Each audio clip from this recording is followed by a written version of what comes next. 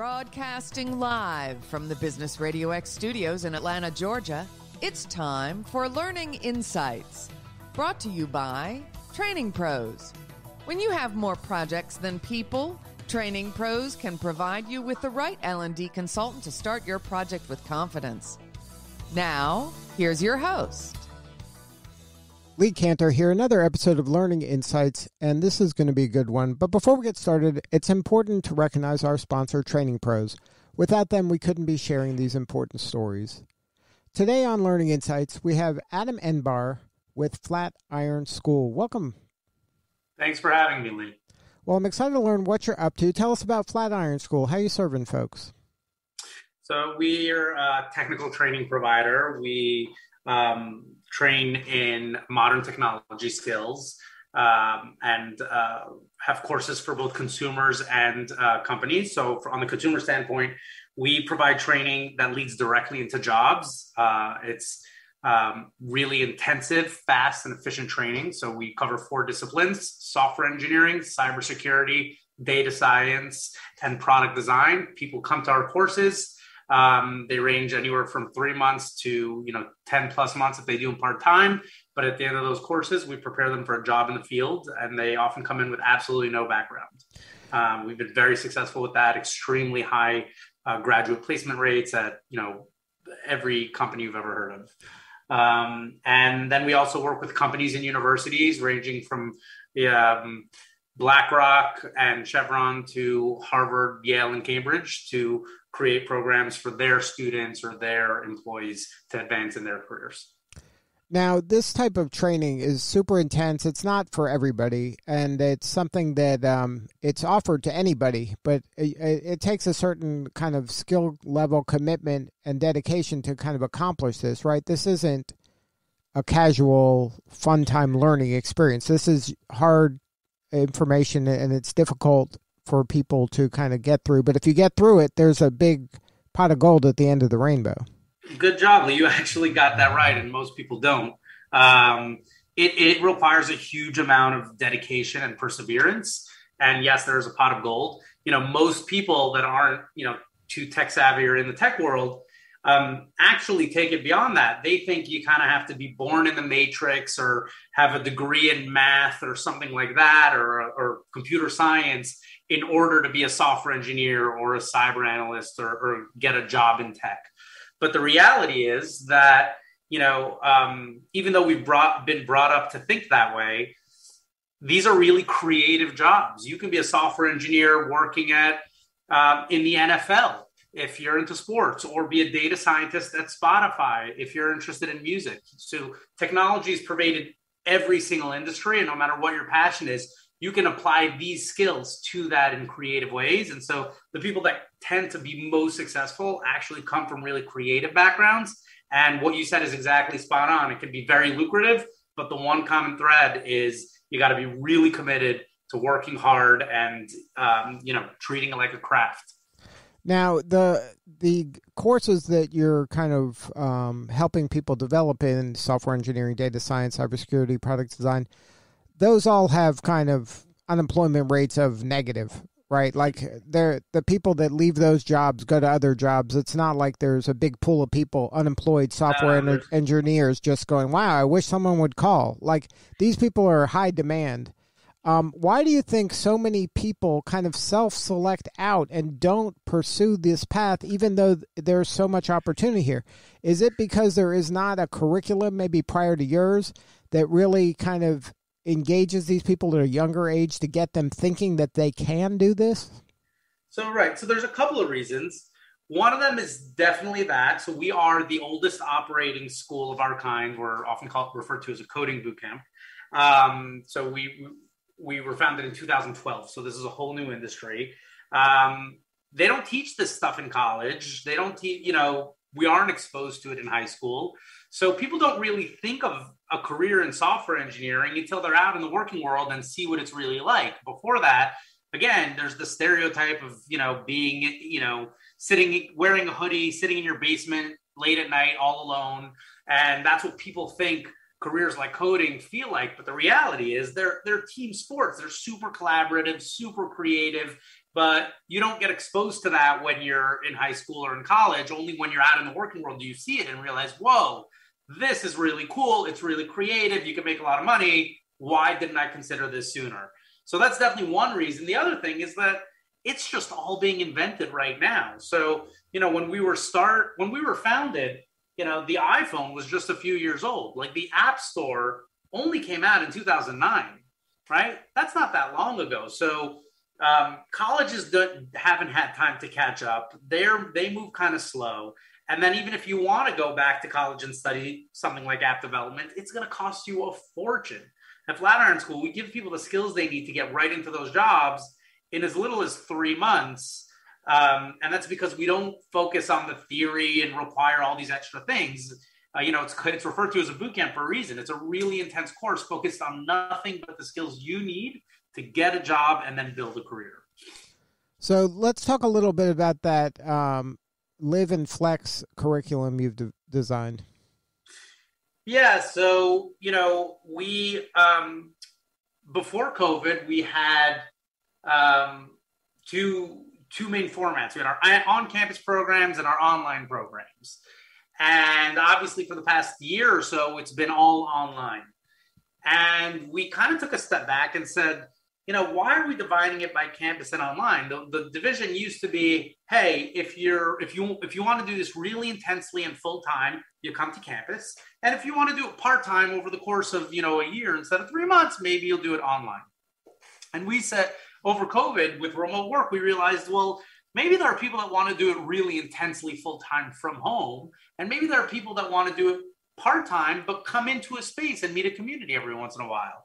And we also realized that, this whole remote work thing is not going away. At a minimum, work will start to become more and more flexible. You're going to have colleagues that you work with in different states and different time zones. And so we got to get better at working with, in this new environment. And one of the reasons Flatiron School is so successful and we have such great job placement rates is because we run our school the way a modern technology team runs. So you get that real experience.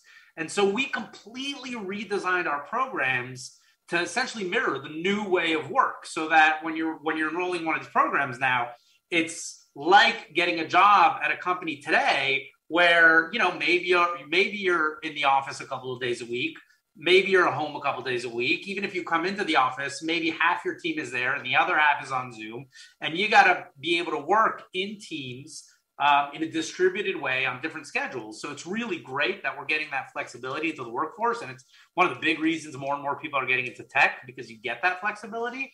But the reason we're so good at teaching people is because we design our programs around how people work in the real world, right? And that's what makes us different than college. And so our Live and Flex programs are now completely redesigned around that idea, around how does it feel to work now as a data scientist or as a cybersecurity professional or as a software engineer. And it's just different. It's not the same as it was before COVID when everybody was sitting in a room together.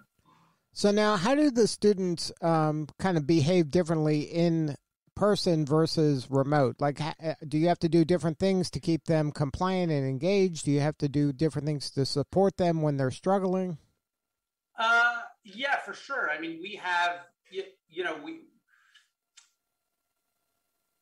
the biggest difference I would say is how we build community. From the earliest days of Flatiron School, we've always placed a huge premium on teachers. I think a lot of online education really just kind of stinks, to be honest. And I think a big reason for that is they expect you to sit there and watch some video and then do some assignments, and you're just all alone and it's just boring. And even, back in 2016, when we launched our online program, we said that's not the way it should be. Real education happens when you connect curious students with really great, passionate teachers. And so that side of it, we've always been pretty good at, both on campus and online. But the difference is community. When you get 20 people in a room together, especially at Flatiron School, they bond, they become friends. We have some insane stories of students, in the short of a 3-month program, they meet their soulmates. get married.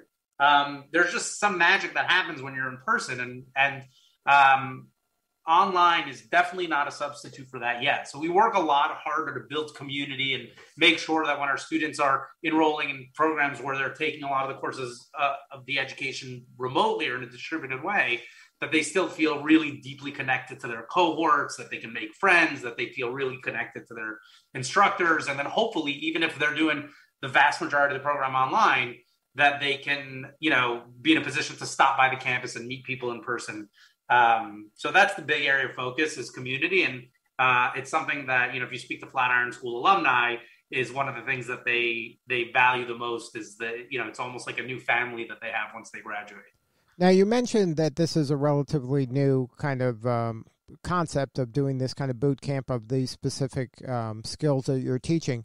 How did you kind of deal with the teaching element of it? Since this is so new, the teaching, I would imagine, would be new also. And just because someone's a good coder doesn't mean they're a good teacher of coding.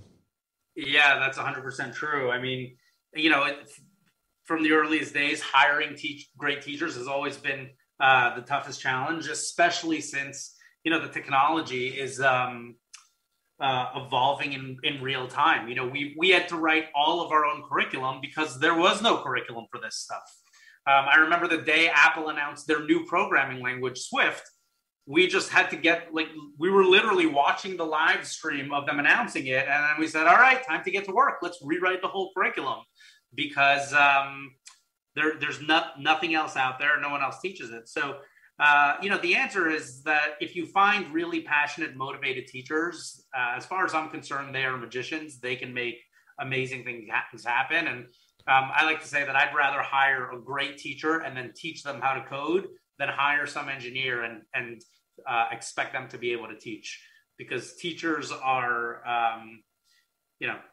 teachers can make magic happen. So we really focus on finding really, really great teachers, and then they just keep up with the technology and try to help the students grasp it in whatever way is best for them. Because the area you're working in is so lucrative for so many folks, and how do you kind of serve those underserved students that maybe are having a difficult time in high school or college isn't for them, but this might be exactly what they need? How do you kind of tap into that community to kind of really offer something that can really change not only them individually, but it can change their family, can change their community and put them on a different trajectory in life? Yeah, I mean, we have a ton of scholarships and initiatives available at Flatiron School specifically to help underserved populations. So, for example, we've partnered with the city of New York to provide full scholarships to low-income New York City residents. In the past, we've partnered with organizations like Facebook and the Cognizant Foundation to provide free scholarships to low-income students in Houston, Washington, D.C., Denver, cities around the country. We also, a huge issue in tech is underrepresentation of diverse talent. And so we run initiatives to create more diversity. For example, our John Stanley Ford Fellowship, which we just announced last year, is designed to help Black graduates of Flatiron School get into jobs in tech and succeed in those jobs by providing them with mentorship and additional coaching. And, we work really closely with employers around the country to align them behind these initiatives. So, for example, with John Stanley Ford, we have IBM as a partner. We have Citi is a partner. We have TrialSpark. So there are all these JustWorks, just really, really great companies that commit to either providing scholarships or fellowships so that folks who aren't traditionally either represented in tech or don't have the financial resources to get an education, so that we can give those people a shot and hopefully help make our industry better. And then when you work with those companies, are you able to kind of curate the curriculum so that these people are just like they're almost growing their own employees? Yeah. So we then we work with companies to help advance their own teams. I think, like you said, the market for talent, if you have these skills, is just insane, right? Once you're getting LinkedIn messages, 5 times a day, you're being recruited like crazy. And so companies are fighting hard to try to recruit people and retain people. And so they come to us for help with developing programs that will help their own internal teams learn these skills in advance, instead of going out and trying to compete with other companies by paying even more or poaching folks from their competitors. They realize that they have great motivated talent in-house, and all they have to do is give them those skills, and they can rise to the occasion, and they can create a lot of internal mobility, have people grow their own salaries, and then they'll have people that are loyal and stay with the company. So it's a great investment for the company. It ends up saving them a lot of money in terms of turnover and recruiting. And it also just tends to be a really great thing to do, to grow talent and have companies investing in employees, as opposed to people, having to leave and take on debt for a graduate degree, for example. So we're working with more and more, we're working with companies that are investing in their employees, to help develop their own talent bases. Now, talk a little bit about the initiative you have that is kind of reskilling soldiers, after they leave the military for, this kind of a career that maybe that they have some of the skills, but they just need the education. Yeah, I mean, we love working with the military. I think they have so many of the skills we think about that are critical to success in this industry.